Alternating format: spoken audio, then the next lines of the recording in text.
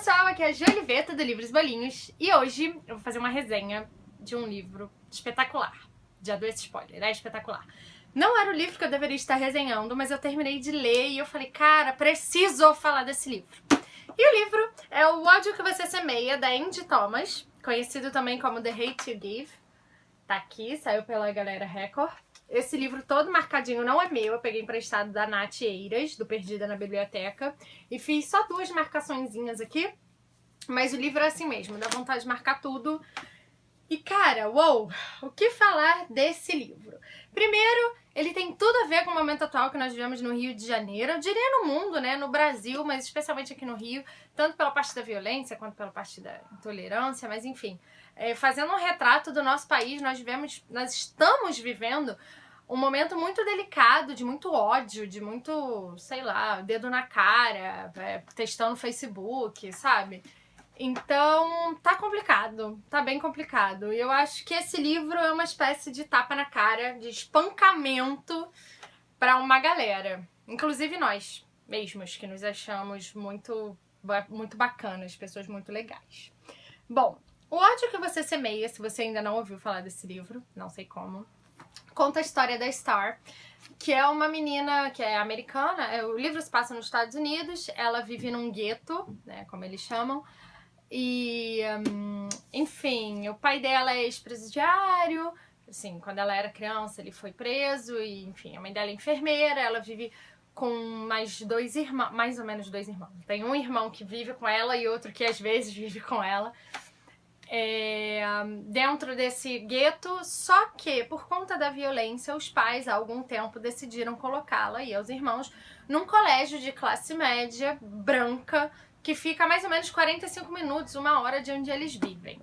Então, pra galera do bairro dela, né, principalmente pros jovens, ela é meio assim, as pessoas olham meio atravessado e tal, afinal eles saíram dali, foram estudar no meio de um monte de gente branca, riquinha, então tem todo aquele estereótipo. Então ela sofre com a galera de casa, né, por terem essa visão dela, e ela acaba sofrendo no colégio, porque afinal ela é uma das poucas alunas negras, então ela se policia muito, ela acaba sendo 2 Star, uma Star do gueto e uma Star da Williamson, que é, se não me engano, é o nome do colégio. Então ela vive meio que um dilema, vive meio numa corda bamba que ela mesma criou pra se proteger, né, de todas essas coisas, e muito bem. Um belo dia antes do reinício das aulas, ela tá numa festa e reencontra um amigo de infância muito querido, com quem ela não tinha contato há algum tempo, que é o Khalil. E daí eles têm uma confusão e eles voltando pra casa, eles são parados pela polícia. E o Khalil, desarmado, sem ter feito nada, é morto pelo policial. E ela é a única testemunha. Ela volta pra casa, ela passa a sofrer com isso, começam a rolar protestos e ela tá naquele dilema, falar ou não falar. Eis a questão, afinal ela é a única testemunha, mas isso pode colocar a ela, a família dela, os amigos dela, todo mundo em perigo. Porque, bom, óbvio, o lugar que ela vive é dominado por uma gangue. Na verdade existem 2 gangues, mas é majoritariamente dominado por uma gangue. E o cara não tá muito afim, né, de atrair atenção e confusão pro bairro. Principalmente porque começam a levantar a suspeita que o Khalil era traficante. Que o Khalil podia, talvez, fazer parte dessa gangue. E aí entra o questionamento da Star, que deveria ser o questionamento de qualquer pessoa decente. Mas isso justifica? Ele tá morto agora. Um menino, adolescente, tá lá, vivo. No momento seguinte não tá mais vivo. E aí? Importa? Naquele momento ele não estava fazendo nada. Naquele momento ele foi covardemente assassinado. E aí? Bom, tudo isso fica fervilhando na cabeça da Star até que ela, enfim, decide fazer alguma coisa, tomar parte de alguma coisa, e ao mesmo tempo que ela decide dar esse passo à frente, em homenagem ao amigo morto, a gente vê a cidade, né, o bairro dela fervilhando muito. A gente começa a ter muito quebra-quebra, muito protesto. Para completar, o líder, né, o King, que é o líder de uma das gangues, passa a ameaçar ela e a família dela, porque sim, eles têm uma relação que é bem confusa. O pai da Star teve um filho com a esposa do King, entendeu? Ele é irmão da Star, mas ela não tem nada a ver com o King, entende? Assim, é uma árvore genealógica um pouquinho complicada, Mas, enfim, eles passam a ser ameaçados e a vida não fica fácil. Eles têm que tomar uma decisão, se vão ficar ali, se vão sair dali, mas eles não querem sair dali porque ali é onde eles viveram a vida inteira, pelo menos a maior parte deles não quer ir embora dali, porque é o lar deles, é a comunidade deles e eles sentem que pertencem àquele lugar, mesmo estudando em outro lugar, enfim. Bom, esse é o tema principal do livro. Eu nem preciso dizer quais os desdobramentos que a gente pode acompanhar daí, né? A história é uma menina muito bacana.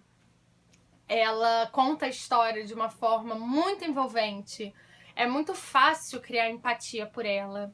Ela tem os dramas de high school também, com amigas. E é muito engraçado porque a situação dela com as amigas é uma coisa que a gente vê no dia a dia e não percebe. Sabe aquela questão do racismo velado? É muito importante, é uma parte do livro muito relevante, apesar de não ser a linha principal da história. Nós temos a relação dela com a família e a relação das pessoas desse gueto, como eles chamam, né? Eu acho estranho ficar falando gueto. É um bairro, é uma comunidade, né? É porque gueto, às vezes, aqui, no livro tem um sentido pejorativo da forma como alguns branquinhos, que ela acha que alguns branquinhos riquinhos poderiam olhar a casa dela. Mas enfim, vocês entenderam o que eu quis dizer. Como eles têm um senso de comunidade muito forte, fala muito sobre relações familiares, muito. E não só as relações familiares positivas, como as negativas também. A mãe do Khalil, ela tinha problemas.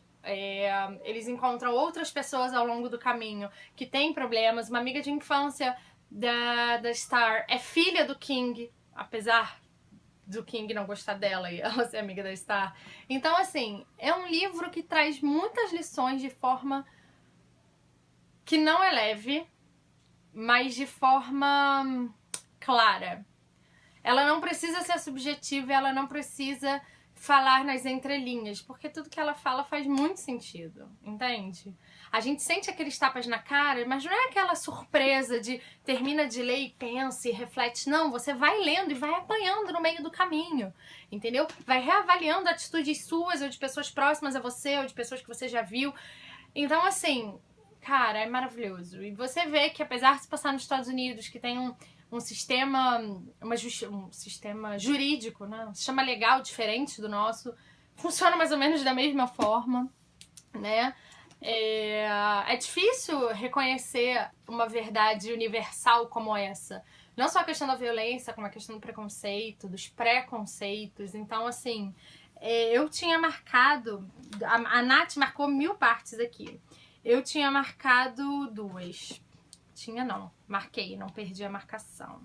E uma delas eu queria ler, na verdade 2. Primeiro eu vou ler uma que me fez refletir muito, que é um diálogo entre o pai e a Star, que ele tá falando, né, tipo, galera, vamos pensar, galera não, filha, vamos pensar no que está acontecendo, vamos pensar por que tantas pessoas traficam drogas, por que as pessoas no nosso bairro traficam drogas, e aí, o que eles fazem? É que eu não quero ler tudo pra vocês, mas aí ele fala da falta de oportunidade, sobre eles terem mandado os filhos pra uma escola melhor, pra terem mais oportunidades. E aí ele levanta uma bola muito interessante, que é como as drogas chegam aqui. Estamos falando de uma indústria de muitos bilhões de dólares.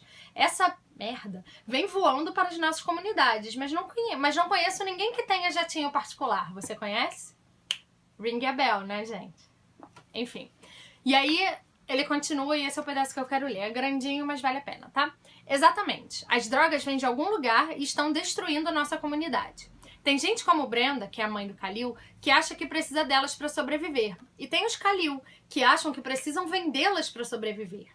As Brendas não conseguem emprego se não estiverem limpas. E não podem pagar reabilitação se não tiverem emprego. Quando os Khalils são presos por venderem drogas, eles passam a maior parte da vida na prisão, outra indústria de bilhões de dólares, ou têm uma dificuldade enorme para conseguir um emprego, e muitas vezes acabam vendendo drogas de novo. Esse é o ódio que estão semeando, filha. Um sistema elaborado contra nós. Essa é a vida bandida, a vida marginal, a thug life. E eles falam muito no thug life, né? Que a gente fala brincando, vê a galera carregando camisa.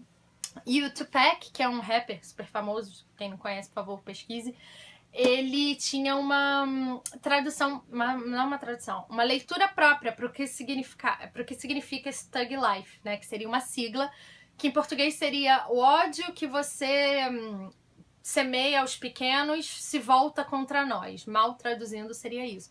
E o pai da Star tá falando sobre isso com ela, né? Sobre como o que está sendo plantado nessa sociedade acaba se voltando contra ela. Eu acho isso muito forte e uma realidade muito dura, não só no livro, como nas nossas vidas também. Mas pra gente terminar esse vídeo um pouquinho mais pra cima, tem um trecho aqui da mãe da Star que eu achei maravilhoso. Ela fala de quando a Star nasceu que ela não estava respirando. E aí ela fala assim: eu sabia que tinha feito alguma coisa errada, mas uma das enfermeiras segurou minha mão, a mamãe segura minha mão de novo, né? A Star contando, me olhou nos olhos e disse: às vezes você pode fazer tudo certo e mesmo assim as coisas dão errado. O importante é nunca parar de fazer o certo.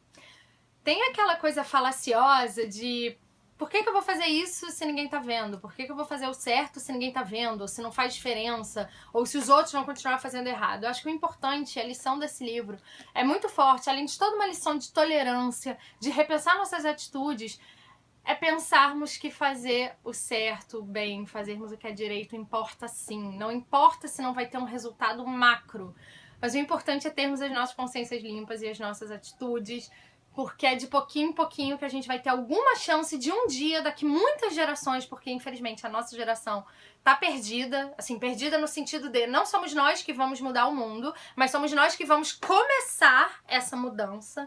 Então, assim, eu acho que só depende da gente plantar a sementinha para que as próximas gerações possam colher, porque o mundo que a gente está vivendo hoje é muito duro, é muito feio, é muito cruel.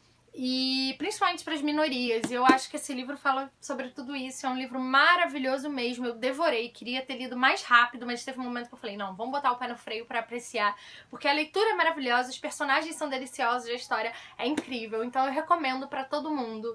Leia, tá? Leia, leia, leia, leia, leia. Se você ainda não leu, leia. Ok? Acho que é isso, né? Acho que eu falei bastante. Deu pra ver, né, que é um livro que mexe bastante comigo. Bom, se você ainda não se inscreveu no canal do blog, se inscreve aqui embaixo, no bolinho aqui do lado, a minha cara gigante que fica aqui. Não tem desculpa e não esquece de dar um gostei aqui embaixo, porque isso me ajuda.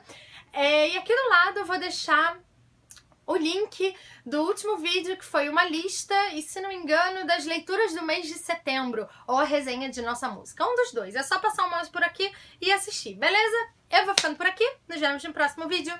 Beijo, fui!